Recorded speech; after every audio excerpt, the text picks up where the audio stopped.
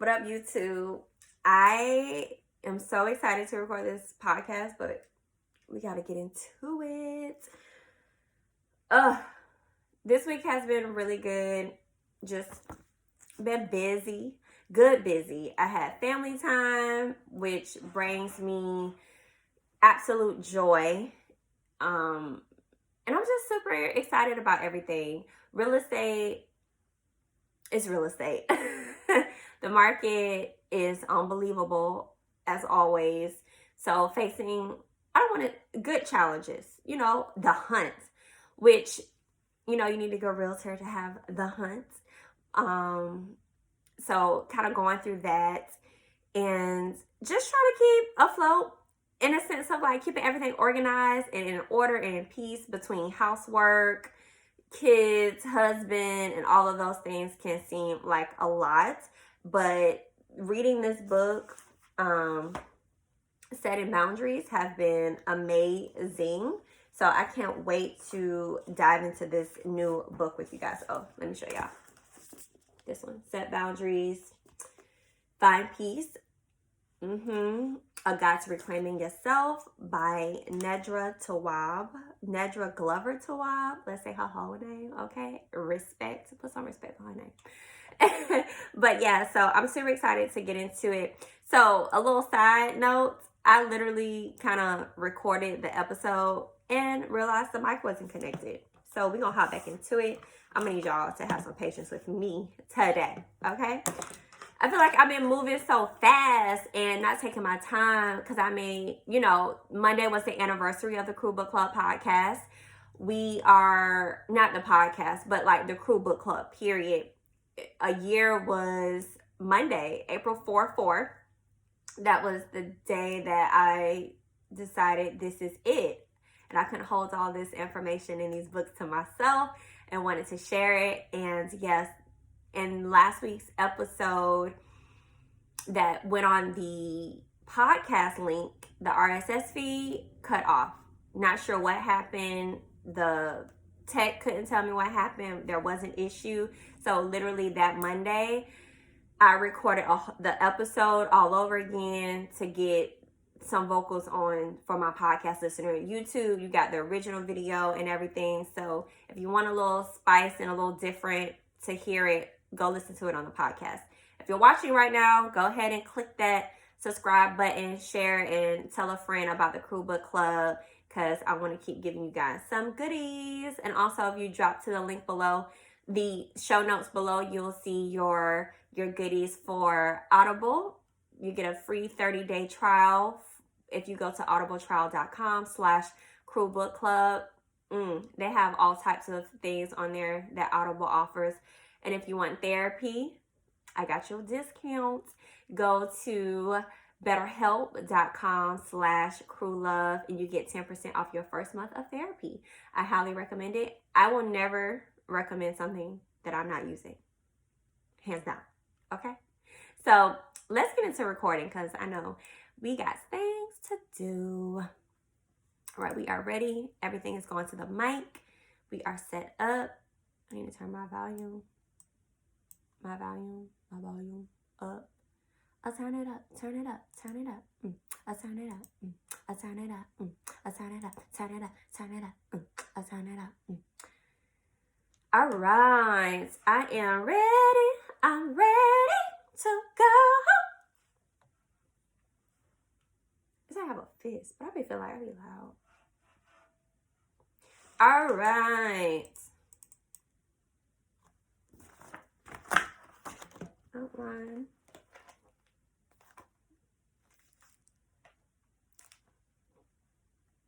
Day 77.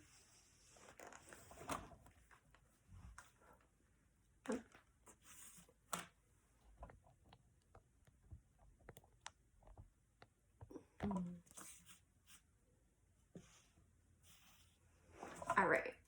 I'm sorry, y'all. I just feel kind of like I'm not situated. Okay. Let's get into it. Hey. I feel like that. Hey. At least let me get to the first page.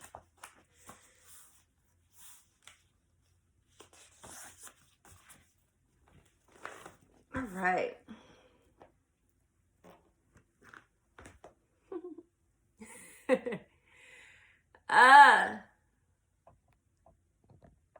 There we go. I like that angle better. There's a lot of dead space. Turn it off. Okay.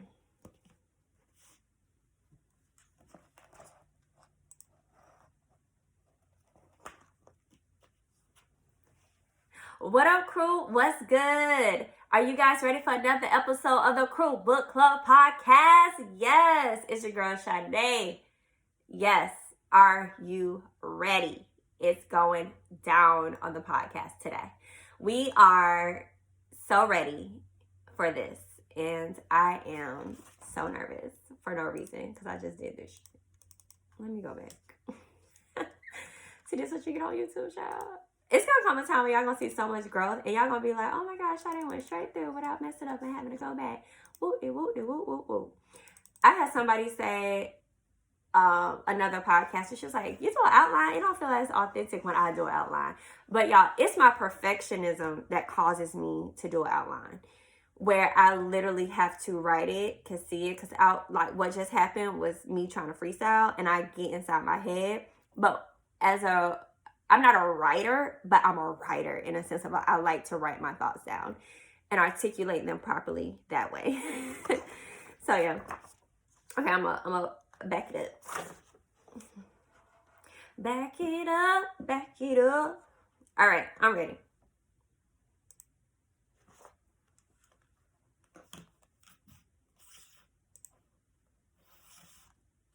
What up, crew? What's good? Y'all ready for another episode of the See, I cannot.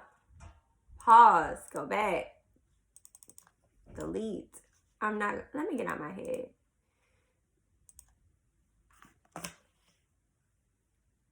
What up, crew? What's good? Let's get into another episode of the Crew Book Club podcast. First and foremost, how are you all really feeling today? Okay. Because we can't keep it real with nobody else. We need to keep it real with ourselves. If you're not feeling thebomb.com, that's okay. Listen to the rest of the Crew Book Club podcast, and maybe you'll feel more revived and ready for the world. Okay, so let's get into it. You know, we are starting a new book. This is our 4th book. Set Boundaries, Find Peace, A Guide to Reclaiming Yourself by Nedra Tawwab. We gonna get into this. Book is really great. But before we even get into that book, we need to get into who gonna check me, boo? God is always checking us, even when we don't want to be checked. But it's up to us to receive the check. And I found receiving it is way better than ignoring it, because he's going to keep checking you in the same way. So why waste any time? You know what? We're going to give God big energy. All right. So the Who Gonna Check Me Boo comes from the Believe Bigger devotional journal, page 77, The Danger Zone. It reads Proverbs chapter 4, verse 12. It says, when you walk, your steps will not be hampered. When you run, you will not stumble. Proverbs chapter 4, verse 12. And some of the key sentences in her, in the journal to me was, God's divine inventions are intentionally inconvenient. He sends us to unpopular places to prepare us before he enlarges our territory. The divine invitation to lead anew will challenge our hidden attachment to our circumstances, our conformity, and our comfort zone. Divine leadership, which is the mantle of every woman, requires a willingness to surrender control and actively align with God's leading, especially when it doesn't make sense. Obedience tests our trust, unmasks hidden idols, reveals true fears. The danger zone is not where we're going. The real danger is where we are staying. As we walk in obedience, we'll walk through the doorways of destiny. Woo! So good. And it's so funny. The prayer at the end, it's not even funny. It's totally confirmation. The prayer of the day at the end of the danger zone and believe bigger, it reads, Lord, no circumstance is too dangerous for you to achieve victory. Thank you for making me a dangerous woman designed to win and not stumble. It made me think of last episode, Born to be Wild, and where she put dangerous woman, I put, thank you for making me a wild woman designed to win and not stumble. So I felt like that was Who Gon' Check Me, and it was definitely confirming we were born to be wild.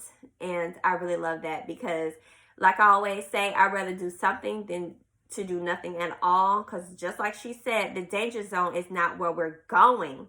The real danger is where we're staying. That will have you completely messed up mentally. So let's get into some crew love. Now, I need some crew love from you guys. Like right now, while we're listening, I need you to go leave a written review on the Apple Podcast. I don't even care if you don't have an iPhone or an iPad, whatever. I need you to grab your friend iPhone. Like we all know somebody with an iPhone. And I need you to go leave a written review, okay? As well as if you're wherever you listen to your podcast, I need you to put 5-star ratings, okay? And if you listen to your podcast somewhere and a friend say, well, it's not on mine, let me know and I'll see how I can get the podcast on that platform as well, okay? And for my YouTubers, hit that subscribe button now. I need some crew love. And once you leave a review, I will share it with the rest of the crew so you can all know that you're receiving this bomb information and you're loving it. Ba-da-ba-ba-ba. All right. As you give me crew love, I want to continue to give you all some crew love. I know we be on the go. I know I'm always in my car, or you might be at your desk as well. And this is a good way to listen to books and other things. I partnered up with Audible so we can enjoy books in different ways. You know, Audible offers more than just audiobooks as well. They offer podcasts, wellness programs, theatrical performances, comedy, Audible originals. You know, you get 30 days to experience the Audible experience by using the Crew Book Club code. You go to audibletrial.com/crewlove. Audible, TRAIL.com/crewlove. The link will be in the show notes as well. Okay, so let's not hesitate or wait any longer. I know you are highly anticipating getting into this new book. I feel like our climate is really big on boundaries. Respect my boundaries. Respect my boundaries. Don't come in my boundaries. So I could not go on without doing this book. Set Boundaries, Find Peace, A Guide to Reclaiming Yourself. We cannot live without boundaries. It brings so much peace, okay? So, you know, the first chapter is what the heck is boundaries? And chapter 2, the cost of not having healthy boundaries. It's cost us, y'all. And it was in my business. This book being in my business, I tell you. I absolutely love how the beginning of each chapter, she gives us a background story in relation to how boundaries can be set in real life scenarios. So, and she actually uses her clients, but she changes the names and everything, so we don't know who she's talking about, y'all. But it's really good and relatable. Another thing is really nice is that she gives you examples on how to say it and when to say it. It's really good. That's why I recommend getting the book, because you might be listening to me talk about it, but the book, you can go back and be like, okay, how should I say this if I'm dealing with someone who doesn't like my boundary? So she gives those examples as well. Okay, so let's get into it. We're going to go to page 5. The definition of boundaries. Boundaries are expectations and needs that help you feel safe and comfortable in your relationships. Expectations in relationship help you stay mentally and emotionally well. Learning when to say no and when to say yes is an essential part of feeling comfortable when interacting with others. Yes. Signs that you need healthier boundaries. I'm always thinking, why am I this way? Right? And one of mine I struggle with is self-care and avoidance. That was one of the boundaries that I struggle with. And it says, what does it say? She connected that to, you know, like your childhood and how it affects your reactions and behaviors in your adulthood. It's highlighted on page 9. If your family operates on unspoken limits or regularly ignores limits, you will probably grow up lacking the communication skills necessary to be assertive about your needs. This is so good. You know, one thing that it says about self-care is saying no to something in order to say yes is your own emotional, physical, and mental well-being. That is self-care, not shopping. Shopping, y'all, is not self-care. Setting boundaries is self-care, okay? Avoidance is passive-aggressive way of expressing that you are tired of showing up. Hoping that the problem will go away feels like the safest option, but avoidance is a fear-based response. I know we all been there. I've been there. I might be like, you know what? I'm done talking to them. After that last experience, if they can't look back and see what they did wrong for me not to respond to them, that's on them. They should know better. No, it don't work like that. We have to express our boundaries, okay? So there are 3 levels of boundaries. One of the first levels is porous. The porous boundaries look like oversharing, codependence, enmeshment, meaning lacking emotional separation between you and another person. The inability to say no, people pleasing, dependency on feedback from others, paralyzing fear for being rejected, accepting mistreatment. Ooh, out of that list, I used to struggle with oversharing. I got better at that, but I slowly am getting away from people pleasing. I don't want to say I'm 100% cured, but definitely getting away from that. Another level of boundary is rigid.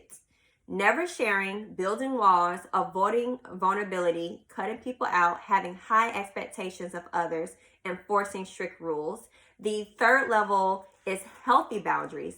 Those look like being clear about your values, listening to your own opinion, sharing with others appropriately, having a healthy vulnerability with people who've earned your trust, being comfortable saying no, being comfortable hearing no without taking it personal. Which I feel like I hit one of those in all 3 at one point or another. But I did take the assessment in the back of the book, which is really cool. And at the time, I tested healthy. But I feel like that's an assessment that I want to take regularly just to make sure I'm staying on point with my healthy boundaries. And you know, this work that I've been putting into myself has been 2 years, and I completely see a difference.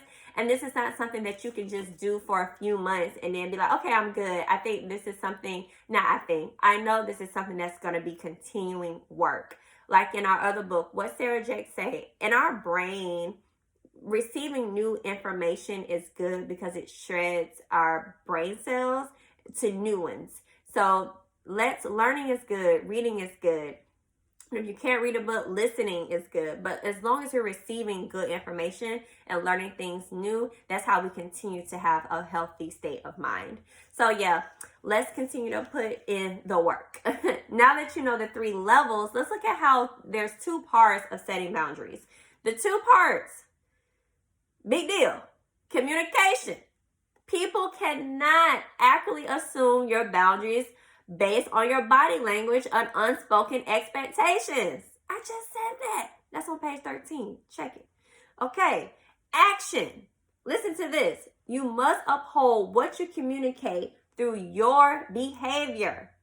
For example, she says, let's say you told a friend, it's important to me that you honor plans that we set up. If you need to change your plans, please send me a text a few hours before because you verbally communicated your boundary. When it's violated, you need to reinforce it with action. In this case, you will let your friend know that you can't accommodate the change plans because you didn't give you enough notice. You might say gently, I want you I want to hang out with you, but my schedule won't allow for the adjustment. Let's set up another time, girl, next week, okay? I love how she gives those examples. Because the old me would have been like, I'm going to sit with her this one time, and then after this, I ain't going no more. And she going to be like, well, what happened to you? But sis, you didn't communicate your issue. You didn't communicate your boundary. All right? And this goes both ways. If you're asking somebody to show up on time to respect your time, you need to be doing the same thing for them. We can't be asking people to respect our boundaries if we're not even doing them. One thing that I started doing is taking your shoes off at my door. I have ceramic tile throughout. And that sucker, that stuff hard to clean, to keep clean. So it's like, I need to be real respectful of my time and what I do. I'm busy. I'm a mom. I'm an entrepreneur. I'm doing all this stuff. The least you can do when you come to my house is take off your shoes so I don't have to mop every day. Okay? So, but another thing is when I go to other people's house, I ask. And a lot of times I'm starting to just take my shoes off out of respect because I want them to know when you come to my house, taking off your shoe. I don't want you coming in time and say, well, I'll make you do that at your house. Because you're going to have that mind like, dang, Shawty do take her shoes off when she come to my house. So the same way you want somebody to respect your boundary, you got to put it into action and show them that you're respecting your own boundary. Okay? So there is common responses to when we started set boundaries. I struggle with this because they might think, oh, she a new. She acted new because she got boundaries. And people tend to have pushback. They tend to test you. They tend to ignore your boundaries or rationalize and question your boundaries. They get defensive. They start ghosting you, or they give you the silent treatment, or the best, they could accept it.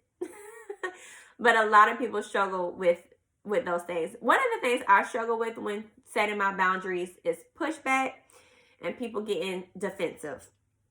And one thing I had to learn was that if they love me enough and want to be around me, they will respect it because they value me and they know what I'm trying to do. And, throughout the book, she gives you examples on how to respond to those things. I'll give you this example on how she said you should handle pushback. It says, try these examples. Thank you for letting me know. However, I'm proceeding with my request. Or if someone's doing pushback, maybe say this. I understand that you don't like my boundary, but I need to feel safe in my relationships. Having limits helps me feel safe. So good, right? I'm going to say that again so you can write it down. Grab your paper and pen if you're taking notes. What did the pastor say?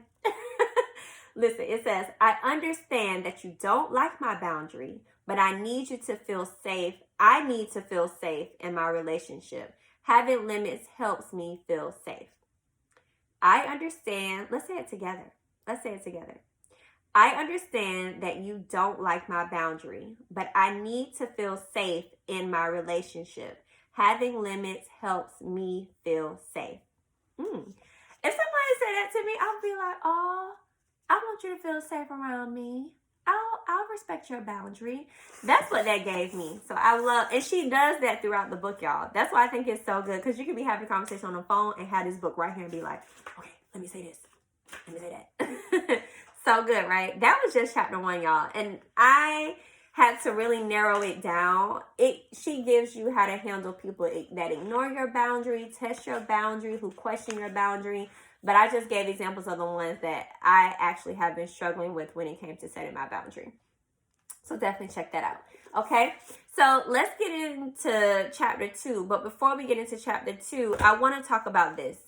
Okay, reading this book, y'all, has me so thankful that I experienced therapy 100%, because I was able to understand the context a little better, and the way she writes it is really good. And I'm not sure how expensive it is to book Miss Tawwab, Dr. Tawwab. I'm not sure. Is it Dr. Tawwab? I gotta look that up. No, it is Dr. Tawwab because she's a therapist. Duh, Sade. Anyway, but I don't know how much it costs to book her, but I probably can afford her right now. That's why I think we are lucky that we have our partnership with BetterHelp. You know, the crew can access BetterHelp, which is the sponsor of this episode. Y'all, it's affordable. And don't forget, we have that 10% discount for the first month of your therapy session. It is so amazing. It's professional therapy. You go to betterhelp.com/crewlove. That's better, HELP.com/crewlove. Guys, I would not recommend nothing that I have not used in my past. I will always use it first before I tell you to use it. And BetterHelp is amazing. Absolutely love it. Okay, so go to betterhelp.com/crewlove. betterhelp.com/crewlove. I'm going to say it one more time. I'm going to spell it for you. betterhelp.com/crewlove. Okay, get you some therapy. The link will be in the show notes as well. All right, let's get into chapter 2, the cost of not having healthy boundaries. Any therapist will tell you that. And a lot of them, I notice, whenever you're watching like a show or asking somebody about therapy, they tend to connect it to your childhood. But the thing about the cost of not having healthy boundary is that it can be so discomforting setting boundaries, but like the great writer Brene Brown says, choosing discomfort over resentment. And the author put that in the beginning of chapter 2. What happens when you avoid setting boundaries? What do we hate, y'all? We hate being burned out. I know I do. And burnout, it can show up by not knowing when to say no, not knowing to say how to say no, prioritizing others over yourself, people pleasing, the superhero syndrome. I can do it all. And unrealistic expectations, as well as not being appreciated for what you do. One of the things that I struggled with is people pleasing. And I have to constantly check myself when it comes to people pleasing. And in the beginning of chapter 2, she gives a story of Erica who has children. She's a working mom and everything. And she's just giving all of her help. But she was getting burnt out. And with people pleasing, it says, the author says, Erica had a lot of people she wanted to please, her children, boss, and friends. She wanted to be a better mother than her mother had been to her. And trying to please everyone, however, she was left with little energy to care for herself. Suggested boundary was, I suggested that Erica start asking herself, why is this important to me? And do only what is most important. Sometimes we do things that are important to us, but that we believe maintain a particular image, quote unquote, good parent, and quote, person who has it all together. Y'all, none of us have it all together. Stop faking. I ain't faking that no more. I'm not the perfect parent, and I don't have all together. I'm taking it day by day. And that's one thing I had. When I'm asked to do something, the first thing I do is let me check my calendar. And then I think, what is my intention in doing this? I don't go to every brunch. And trust me, I get invited. I don't do everything. And even when I'm asked to go out with friends, like even on my day off, I'm like, I know I'm free, but I was free because I needed to chill so I won't feel burnt out. So I really love how she breaks down each of those ways to handle being burnt out. People pleasing was definitely one of mine. Okay, so, I was never diagnosed with depression, but I definitely felt like I've had moments of depression that felt like depression. Laying in bed, didn't want to get out of bed, blinds closed, all of that. So on page 36 to 37, the author addresses how treating depression is treating hopelessness. It says, my work with depressed clients involves empowering them to believe in themselves. When they're able to do that, their lives get better. One of the ways I still instill hope is by helping them set simple boundaries, which is so good. If you experience depression, it can be helpful to set boundaries about how many things you expect yourself to do in a single day. If you add too much or to your to-do list but lack the motivation, you'll set yourself up for failure. Depression will increase if you take on too much without finishing any task you started. That was me. I was never diagnosed, but when I got into those states, I would look at what was happening, and it was literally I wasn't completing the things that I wanted to complete. I was doing everything else. I was burning myself out for everything else instead of the things that I wanted to complete. And I had to become a little selfish with my time. And I want you to understand, when it comes to selfishness, and I'm realizing when I have someone that still calls me selfish, and when they say it, I take time and I be like, okay, is it I'm selfish because I'm not doing what you want me to do? That's when I'm like, okay, yeah, it's selfish to you because it's not meeting your agenda, but it ain't selfish to me. And I'm honest. I will tell them, like, I don't want to do that. That's not what I want to do. That's not what I'm interested in. And they get offended. And I'm like, I can't help that you're offended. But I don't want to have resentment towards you. So I'm trying to save our relationship and not do things that I don't want to do because you want me to do them. So if you want to save our relationship, don't have me going around here faking and like I'm happy doing what you asked me to do and I'm not. Because that's going to have me over here after death. We ain't going to have no relationship. Okay? But yeah, so I really like how she addressed that. You know, if you notice yourself doing things to avoid boundaries, like moving away, gossiping, complaining, and avoidance, and cutting people off, yeah, you're avoiding setting boundaries, and we do not want to do that. That, especially that moving away thing, like you finna go all the way on another side of the country, i.e. me, I did it. And those same things are going to travel with you there. You're going to move to another job that you're complaining about at this job. That same thing can travel you to another job because you're still not setting boundaries. So no matter what you do, sis, you need to set some boundaries to better your life because you're going to be jumping and hopping in and out of relationships because you don't know how to communicate your boundaries and put them in action. Woo! So good. All right. One of the ones I struggled with was cutting people off. You can ask any of my friends. I've been quick to cut them off. For real. I don't have time or the capacity. But then I realized if I was like that, I would be cutting everybody off. So I had to realize, okay, let me think.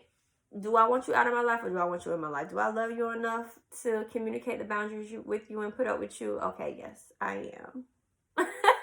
So yeah, I had to do that. And I had to, because of the people that are in my life and I love them and I don't want to be out of my life, I was willing to communicate those boundaries and give them the opportunity to do so.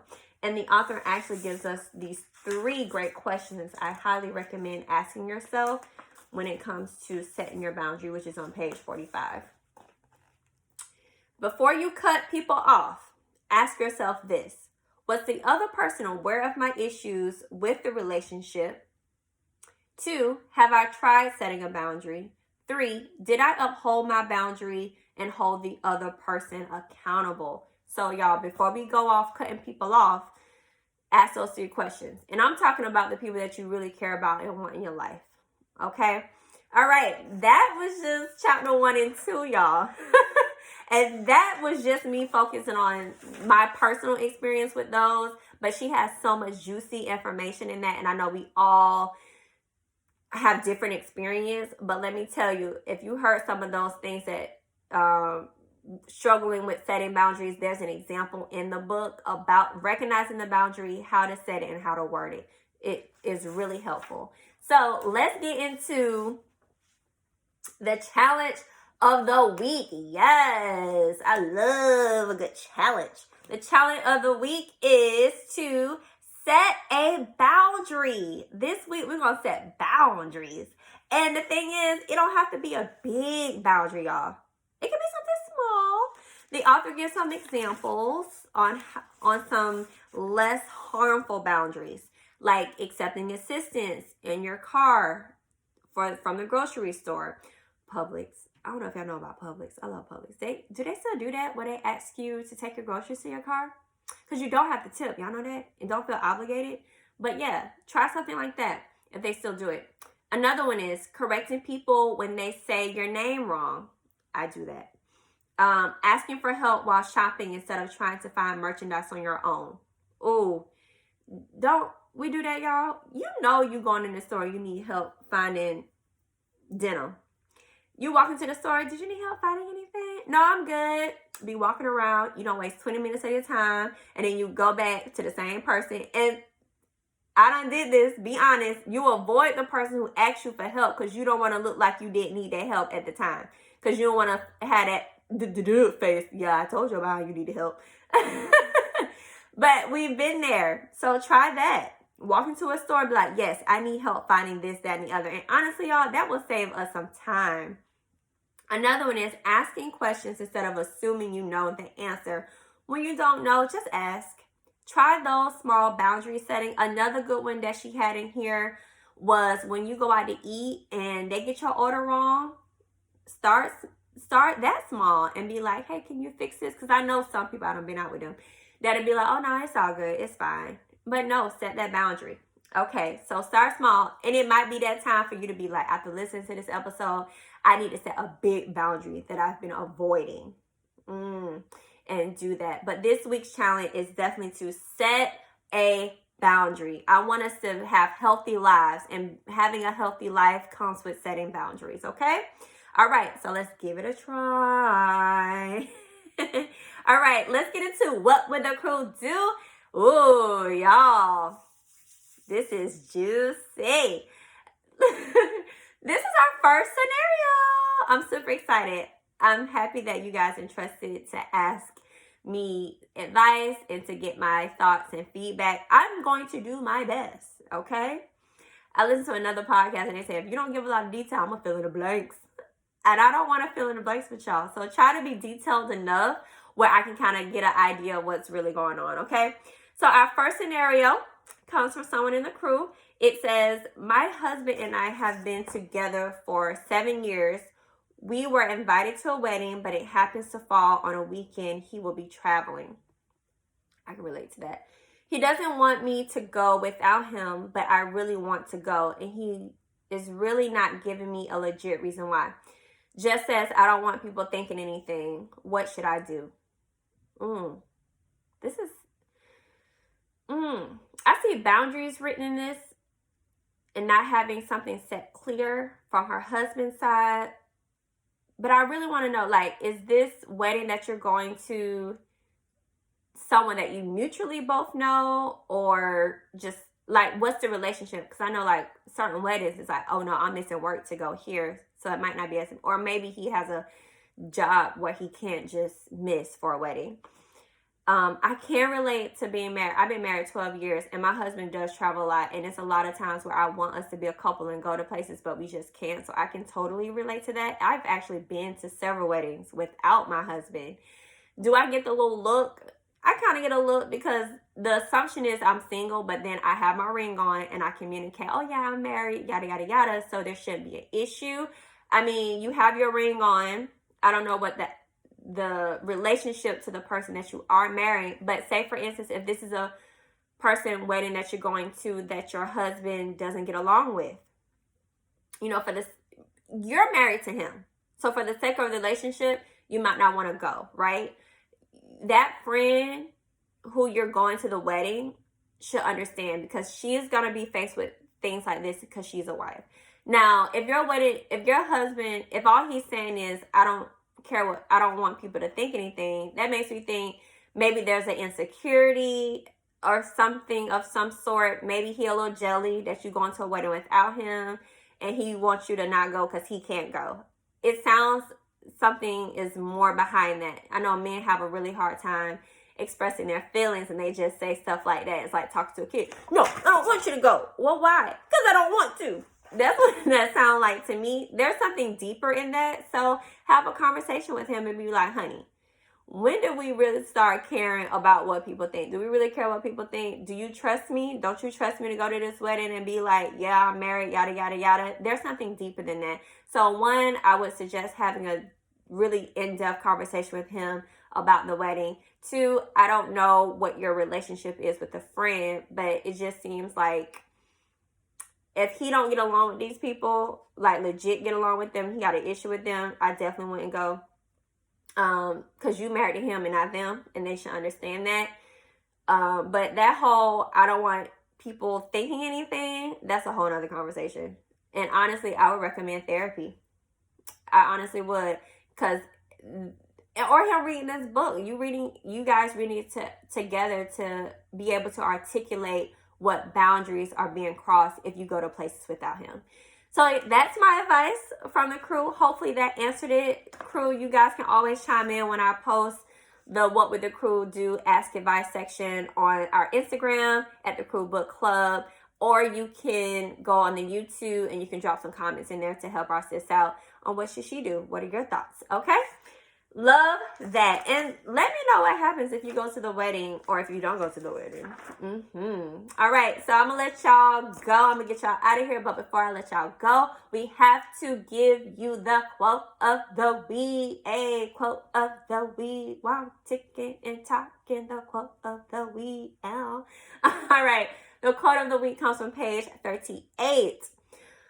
It says, communicating our boundaries isn't easy, but without it, we set ourselves up long-term suffering. We simply can't have a healthy relationship with another person without communicating what's acceptable and unacceptable to us.